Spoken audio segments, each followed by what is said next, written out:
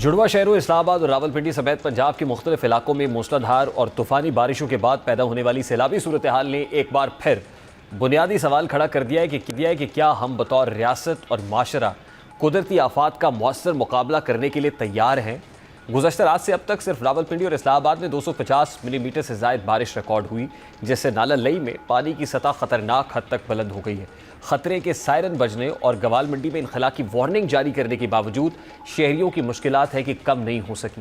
لالہ زار میں ایک بچہ نالے میں ڈوب گیا اور سڑکوں گلیوں میں پانی بھرنے سے نظام زندگی درہم برہم ہو گیا۔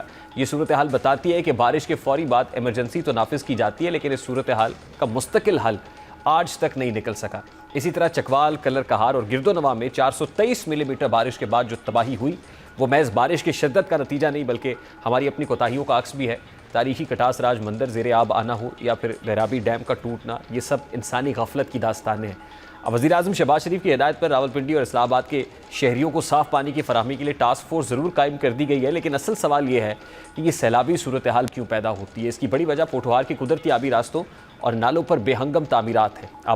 آبادی بڑھنے کے ساتھ ساتھ بے تحاشا ہاؤسنگ سوسائٹیز نے ان قدرتی گزرگاہوں کو بند کر دیا ہے، جن سے بارش کا پانی صدیوں سے گزر کر دریاؤں اور ڈیمز تک پہنچتا تھا۔ غیر قانونی اور غیر منصوبہ بند تعمیرات کے باعث اب پانی کے بہاؤ کا کوئی راستہ نہیں بچا، نتیجتاً وہی پانی بستیوں میں داخل ہو کر تباہی پھیلاتا ہے۔ بدقسمتی سے حکومتوں نے نہ صرف ان تعمیرات کو روکا نہیں بلکہ بعض اوقات خود ہی انہیں اجازت نامے جاری کیے، جس کا خمیازہ عوام کو بھگتنا پڑتا ہے۔